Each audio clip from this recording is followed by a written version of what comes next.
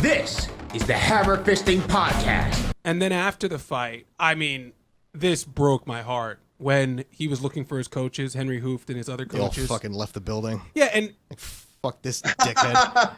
We're out of here. And they had to call him, but no, he's retiring. You got to come back. and Bro, you had one game plan, Mandingo. One. And Henry Hooft was on the MMA Hour, and he said that that wasn't what the case was. He went in the back to get a shirt, but it's like, I'm sorry, that sounds fishy to me.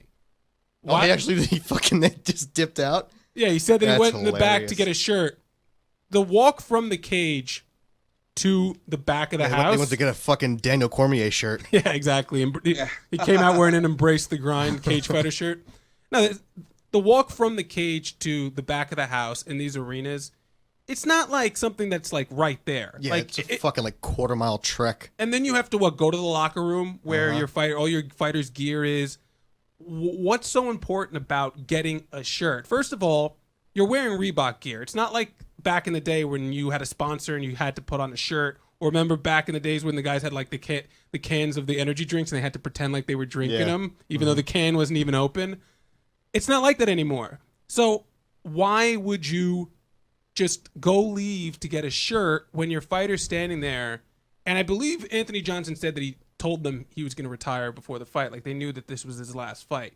So I thought he said that he didn't tell anybody. he didn't tell anyone? That's my understanding. Well, regardless. All right, whatever. Either way. Whether he, I was like, and Tico. I'm like, I don't know. I didn't see that part. Sorry, guys.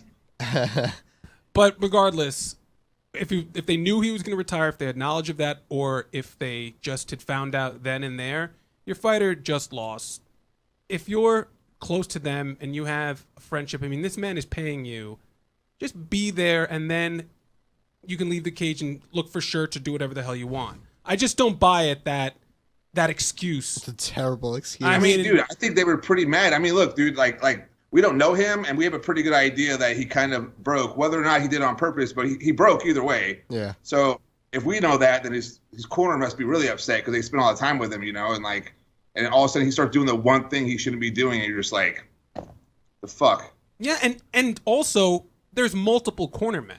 There's what, 3 of them? So all of them. It's a really heavy shirt. Yeah, exactly. All of them disappeared. It's not like Henry Hooft, if he was like, if anything, Henry Hooft should have stayed in there and then sent one of the other cornermen, whether it was his wrestling coach or a striking coach. If this Shirt Tail, I love that cartoon that just popped in my head. Shirt Tail is true, then you know what? Send one of the other guys, send one of the other coaches. And if you're Henry Hooft, if you're his head coach, you should be in there with him. It doesn't make any sense to me. It's just dumb. Like, whoever has been like, those coaches weren't wearing the right shirt. Like, no one really, as long as the fucking asshole we just fought is wearing it, like, no one's upset, And who was the shirt for? Because all the coaches are wearing those Reebok jumpsuits. Reebok.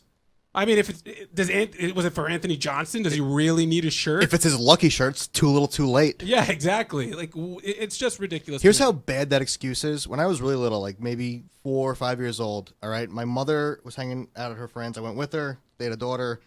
We were hanging out. She started drawing on the walls, right? So when she got caught, she goes, I was just trying to be quiet. That excuse is on the level of, I had to get a shirt. What the fuck are you talking about? It doesn't make any sense. Stay there. Fucking That's weirdos. good, dude. I just had to get quiet. Yeah. That's some sociopath shit. She goes, I was just trying to be quiet. I was like, all right. And I remember thinking, that's a terrible excuse. I was only fucking 4. So you're going to get a beating for that one. What would she draw on the walls with crayon? I think it was pencil. I don't remember that well. I just remember her drawing. I remember that thinking, this is a real dummy I'm hanging out with right now. That's like if someone gets like caught red-handed in bed with another chick. Yeah, I fell. It's like that level of excuse. It's terrible. My tooth hurts. I had a dry dick. I mean, yeah. I think it's more of like a passive-aggressive asshole child thing to say. Like, well, you told me to be quiet, so I'm being quiet. Oh, that's a good point. Yeah, no, I've thought of that. I don't think that was it. Oh, okay. I think this is the same girl that took a dump in my toy box. So, yeah, she wasn't that bright. Oh. Wait, this is your It's like sister? a pattern. No, this is some- like a fucking behavior pattern. There's like a friend not a friend. It was my mother's friend's kid. So it was just we were hanging out together. How old was she when she took a dump in your toy box? Hold on. That's like something you hear, but you think it's like an urban legend. Somewhere like 4 or younger, because it was at like one of the first houses. I I see remember Shannon living in. writing. I think we have a winner. Wait, so is this like a fucking cold case? Like you don't know who shit in your toy box? Oh, no, still? we know. Just We definitely know who it was. I remember it was a remember those football toy boxes? We need David Caruso to show up like CSI with the It was shades. one of those football. oh yeah, like wow, dude, he's so great in that show. Yeah, exactly. Oh yeah, she took a dump on my toy box.